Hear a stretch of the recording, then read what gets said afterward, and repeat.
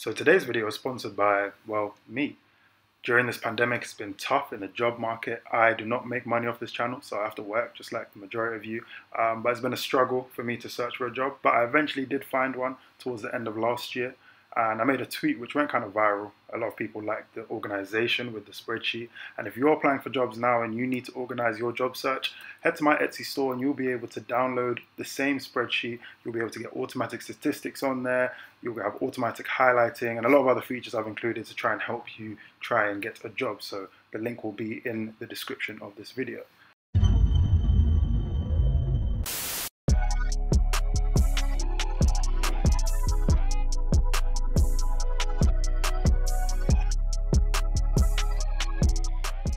So in this article by Stack, they say that mastering anti-movements helps athletes stabilize the hips and spine during movement, resulting in a solid base of which to perform.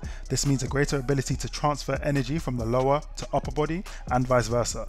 The ability to efficiently transfer force between the lower and upper bodies will not only allow an athlete to produce more powerful and efficient actions during common movements, but it will also make them more resilient to injury. So basically you'll become more explosive and you'll be less likely to get injured. Now, one type of anti-movement is anti-extension. Extension refers to the spine, so extension of the spine usually occurs when the spine extends backwards or your back arches. This is often accompanied by the hips coming forward, or if you're training in the sagittal plane, i.e. lying down, dropping towards the ground. Now, some extension of the spine will naturally occur when you're sprinting, throwing, shooting, etc. at high speeds, but issues arise when there's too much extension at the spine during these movements. So to prevent excess extension, we utilize anti-extension core movements. And one of the most popular of these is the ab wheel rollout. It is the primary exercise performed with an ab wheel, and it's a form of anti-extension core training that as you roll forward, your abs work overtime to keep your back from arching into extension.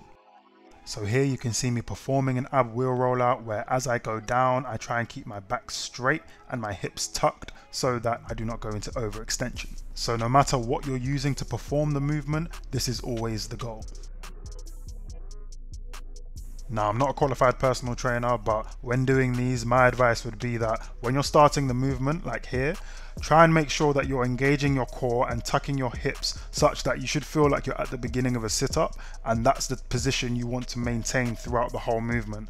That way you're always engaging the core even when you're fully extended outwards, and you should hopefully be protecting your spine better. Ironically, I did actually get injured doing an ab wheel rollout back in August 2019, but it wasn't my spine that I injured. I actually dislocated my right shoulder because it just popped out of the socket as I got to the end of the movement. But shout out to my team physio, Gemma of Physiotherapy London, go check her out. She basically said that I had a tight chest muscle, so I just had to work on loosening that, and then I've been fine ever since. Now, if you don't have an ab wheel, a barbell does the same job. You still need to focus on keeping your spine straight and tucking those hips. You probably need to have a bit of a wider grip with this, or me personally, I need a wide grip when I'm doing this, but I try and keep my arms as straight as possible as I go down. And as long as you've got plates that spin around the barbell, you should be fine with this.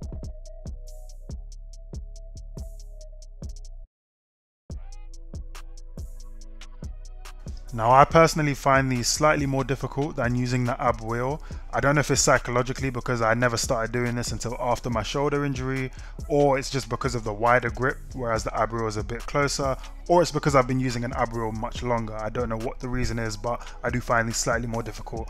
So I do take it a bit slow. I'm a bit more cautious with it. Just some food for thought if you're thinking of trying it.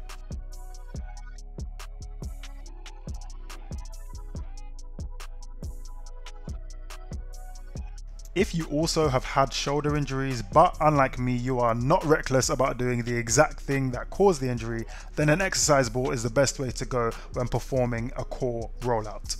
This is purely because the ball is just not as hard as a bar or an ab wheel, so you don't have as much force going through your shoulders. If you're new to performing rollouts, then this variation is great for getting used to those anti-extension properties of tucking in your hips and keeping your spine straight without the added things that come with performing it with a barbell or ab wheel. However, if you're advanced, I personally don't think you'll feel that this is as challenging on your core, mainly because your arms are elevated, so I would recommend using one of the other variations. But if this is all you've got, then it will still get the job done. This is one of my more innovative variations, but the lack of friction on the seat of a rowing machine makes it perfect for performing a core rollout. But like with the exercise ball, you have that elevation issue if you try and perform it with your knees on the ground, so I recommend using a small box just so that you're in line with the seat. Like with the barbell variation, I am a bit more cautious with this one just because you don't have as much control over your hand positioning.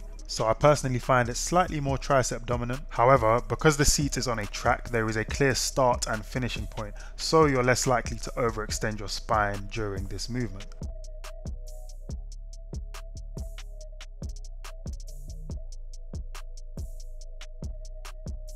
Now, if you don't have any of this equipment or you're not able to access a gym like I know most people aren't, a walkout is a great variation to be able to still work on those anti-extension core movements.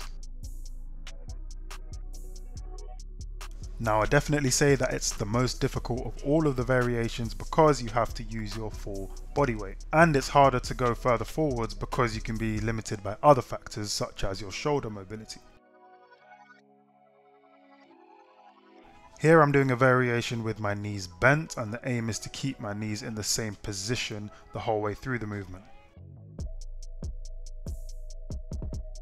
But you can also perform the same exercise with your legs straight, but the knees bent version is definitely more difficult than with your legs straight.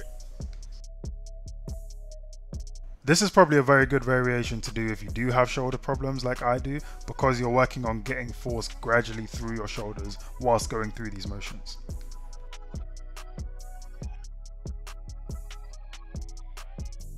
If the standard walkout is too difficult, then you can make it a bit easier for yourself by performing a reverse walkout, whereby instead of moving your hands forward, you move your feet backwards. It's slightly more difficult to keep your hips down in this variation just because you are actually moving your lower body, but you've got to do the best you can. So I hope this is giving you some extra options next time you're working on your core rollouts, but until next time, stay blessed.